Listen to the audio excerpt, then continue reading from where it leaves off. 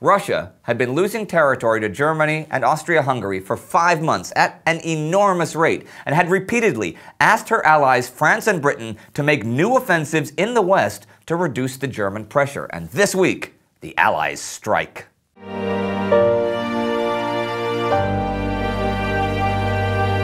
I'm Indy Nidell. Welcome to the Great War. Last week, the Germans took Vilna from Russia, a pretty big loss, but the German advance of the past 5 months was winding down, and the Russians began to secure their lines. There was rioting at home in Russia and new taxes in Britain, and Bulgarian troops mobilized, though they claimed it had nothing to do with Serbia. Here's what followed. Things have been relatively quiet on the Western Front for a while, but no longer, and I'll jump in right there. France and Britain simply could not ignore the danger that Russia might actually fall any longer. All those German troops in the east would then be transferred to the west, so now they both launched ambitious new offensives. The French targets were, as they had been all year, the Vimy Ridge in Artois and the railway junction at Mézières in Champagne. The German defenses at the Vimy Ridge were extremely strong though, and the attacks, launched at 12:25 on September 25th, had very little success. The next day, though, the French took Souchez and made large gains at the ridge, the crest of which they captured on the 29th. But already, French leader General Joseph Joffre was losing faith in the whole operation and began to think of it as a demonstration that was meant to encourage the British further north. As to the French attack also taking place in Champagne, it was on a front stretching from Auberive to Massige and went off at 9:15 a.m., also on the 25th, with a force of 18 divisions attacking the German positions.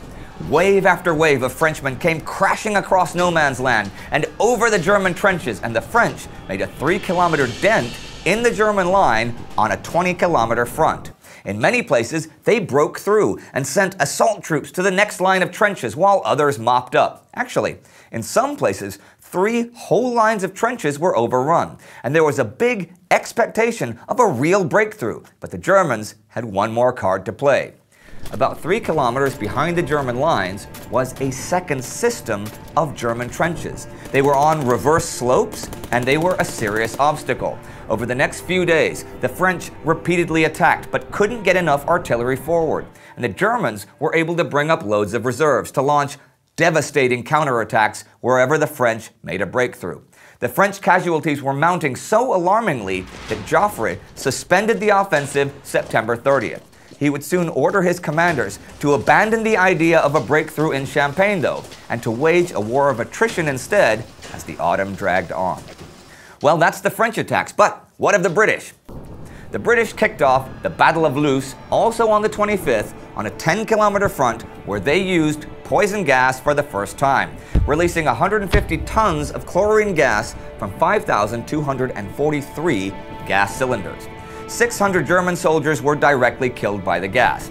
At one point, British troops even advanced nearly 5 kilometers, and one battalion, and I don't know which one unfortunately, led its assault by dribbling a football across no man's land. On the second day of the battle, the British pushed through Loos to the Lens-la-Bassée road, and though they had a considerable numerical advantage, several dozen German machine guns now faced them. Now, here's a quote from 5 months earlier in the war from British General Sir Douglas Haig. "The machine gun is a much overrated weapon, and 2 per battalion is more than sufficient." He was, as was his habit, very wrong, for the Germans had this to write about the advancing columns of thousands of British troops. "The men stood and fired triumphantly into the mass of men advancing across no man's land. As the entire field of fire was covered with the enemy's infantry, the effect was devastating, and they could be seen falling literally in hundreds." For the British, the death toll at Loos was more intense than in any previous battle of the war. The slaughter also continued further south, where they advanced on Bois Hugo. Robert Graves wrote years later stories about Loos in his book Goodbye to All That. One officer led his troops forward 20 meters, and he had them lie down and begin covering fire. When the platoon to his left also lay down, he whistled for his men to rise and advance. He jumped up from the shell hole he was in and signaled for his men, but nobody moved. So he screamed, "You bloody cowards, are you leaving me to go alone?" His sergeant, who was lying on the ground with a broken shoulder, moaned, "Not cowards, sir, willing enough, but they're all fucking dead." A German machine gun had caught them all as they rose to the whistle and killed them all. The Germans called the battle the Leichenfeld der Loos, the field of corpses of Loos. After the 5th British attempt at Bois Hugo to pass the woods had failed, the Germans even stopped firing at the British entirely out of sheer compassion for the appalling destruction they had wrought on the attackers. Indeed, one source claims that the 12 attacking battalions suffered 8,000 casualties out of 10,000 men in 4 hours. And on the 28th, General Henry Rawlinson wrote to the king about the offensive. From what I can ascertain, some of the divisions did actually reach the enemy's trenches, for their bodies can now be seen on barbed wire. J.E. Edmonds, the British official historian, gave the British casualties in the main attack, the 25th to 28th of September, as 48,367 men. The Germans, though, were not experiencing the same success over on the Eastern Front. On the 25th, they were driven back at Dvinsk with heavy losses. On the 26th, driven back south of Pinsk. And on the 28th, they pressed the Russians in the Pripyat marshes, but again lost heavily. And on the 30th, the German advance came to a standstill along the entire line. The British were coming to a standstill as well, but far away in the Middle East. Things were getting tricky for General Charles Townshend's forces as they tried to move up the Tigris River, and his supply train, stretching from Kut back to Basra, was having big problems. There was a shortage of river transport, but the main problem was the Tigris itself. It wound all over the place and had strong currents, so it was only navigable through a narrow channel, even though it was like 150 meters wide. And Townshend's requests for more men, more munitions, and more transport were refused. But slowly, the 6th Indian Division had advanced up the river.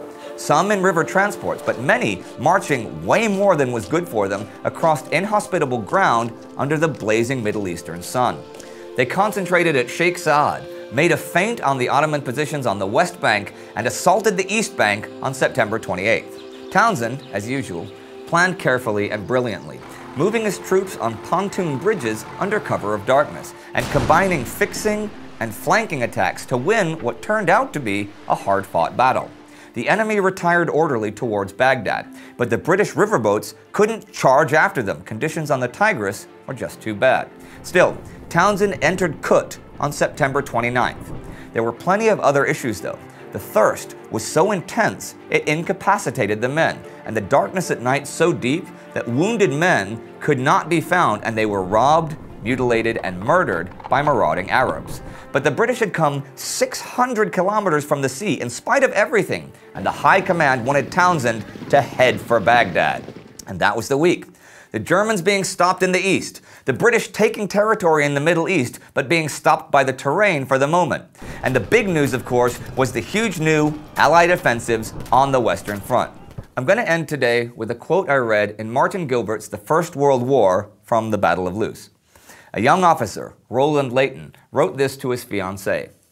"Tell him, who thinks war is a glorious, golden thing, who loves to roll forth stirring words of exhortation, invoking honor and praise and valor and love of country, let him but look at a little pile of sodden gray rags that cover half a skull and a shin bone, and what might have been its ribs, or at this skeleton lying on its side, resting half crouching as it fell, perfect but for that it is headless, and with the tattered clothing still draped around it, and let him realize how grand and glorious a thing it is to have distilled all youth and joy and life into a fetid heap of putrescence.